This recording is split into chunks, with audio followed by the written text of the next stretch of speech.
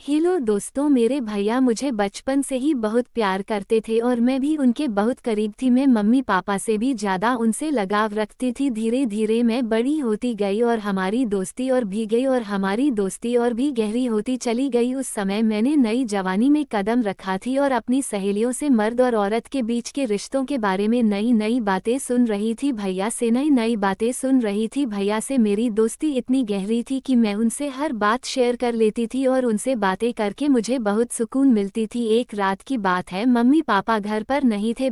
Mummy papa घर पर नहीं थे। भैया के सिर में बहुत तेज दर्द हो रहा था। उन्होंने मुझसे कहा, काजल जरा चाय बनाकर मेरे कमरे में ले आओ। मैंने जल्दी से चाय बनाई और भैया के कमरे में ले गई। भैया ने चाय साइड टेबल पर रखने को कहा। मैं चाय टेबल पर रखकर वापस जाने लगी, तभी भैया ने मुझे पकड़ लिया और कहने लगे, आज घर पर कोई नहीं है, तुम्हें अपने कमरे में डर लगेगा, इसलिए आज मेरे पास ही लेट जाओ, मैं तुम्हें एक वीडियो दिखाता हूँ। भैया ने मुझे अपने पास लेटने को कहा। मैं उनके पास लेट गई। भैया मुझे वीडियो दिखाने लगे। उस वीडियो को देखकर मेरे अंदर अचानक से बेचैनी होने लगी और फिर भैया मुझसे बोले, अब हम दोनों भी मिलकर ऐसे ही करते हैं। चलो दोस्तों, मैं शुरू से बताती हूँ कि क्या हुआ था। मेरा नाम काजल है और मैं 19 साल की हूँ। अभी अभी मैंने 12वीं कक्षा पास की है। मुझे पढ़ने का बहुत शौक थी, लेकिन मेरे पापा मेरी पढ़ाई के खिलाफ थे। मैंने मम्मी और भैया से कहा कि मैं आगे पढ़ना चाहती हूँ, तो कृपया आप दोनों मेरी मदद करो और पापा को मनाओ। मम्मी ने अपनी तरफ से बहुत कोशिश की, लेकिन पापा नहीं मान रहे थे। उनका कहना था कि आजकल कॉलेज में पढ़ाई कम और प्रेम प्रसंग ज़्यादा चलते हैं। तभी मेरे भैया ने पापा को समझाया और मेरी गारंटी ले ली कि मैं ऐसा कुछ नहीं करूँगी और सिर्फ पढ़ाई पर ध्यान दूंगी। तब जाकर पापा मान गए और भैया से कहा कि आज से काजल की जिम्मेदारी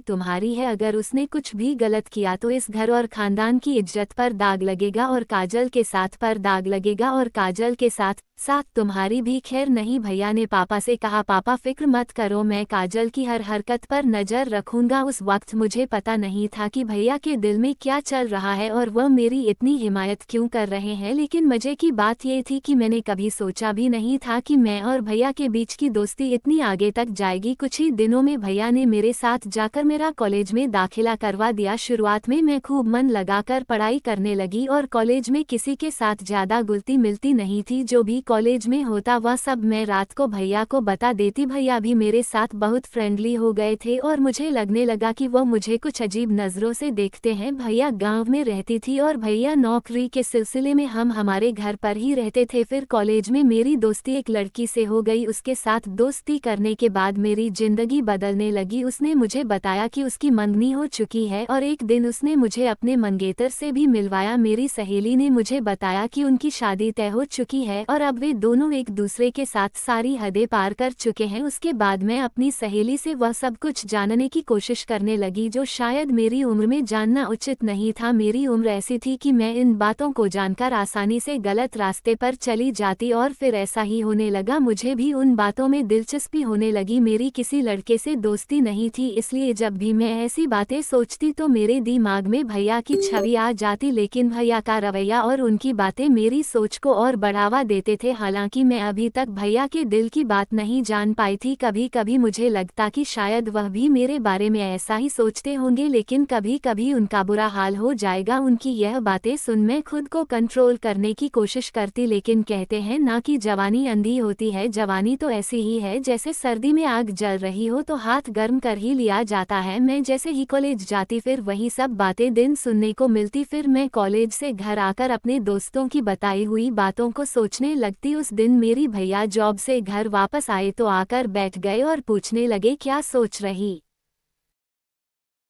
हो काजल? इतनी गहराई से मैंने भैया की तरफ एक अदा से देखा और उनसे कहा, भैया आपको पता है मेरी दोस्त ने मुझे आज क्या बताया है? हर बार की तरह आज भी मैं भैया से अपने दिल की बात शेयर करने लगी। मुझे बचपन से आदत थी कि मैं अपनी हर बात भैया को बताती थी, फिर वह चाहे कैसी भी बातें क्यों ना हो। भैया भी मुझे ऊपर से नीचे तक देखते हुए बोले, हाँ बताओ क्या बताना है तुम्हें, तुम्हारी दोस्त ने तुम्हें क्या बताया है? मैंने उन्हें कहा, मेरी दोस्त मुझे बता रही थी कि इंटरनेट पर बहुत किस्म की वीडियो वीडियोस होती हैं जिनमें हर का मसाला मिल जाता है, तो मैं ये कह रही थी कि आपके पास भी तो मोबाइल है और साथ में नेट का पैकेज भी लगा हुआ है, आपने भी वह वीडियोस देखी होंगी, तो क्यों ना हम दोनों मिलकर वीडियोस देखें और एंजॉय करें। मैंने यह बात अपना चेहरा भैया के नज़दीक लाकर सरगोशी वाले अंदाज में कही। वह फटी फटी आंखों से मेरी तरफ देखने लगे। मुझे लगा जैसे वह मुझे अच्छी तरह से डांट लगाएंगे, लेकिन फिर अचानक ही उन्होंने मुझे बड़े गौर से देखा और फिर शायद दिल ही दिल में कुछ फैसला किया और फिर वो मुस्कुरा पड़े और मुझे सरगोशी वाले अंदाज में कहने लगे, देखो,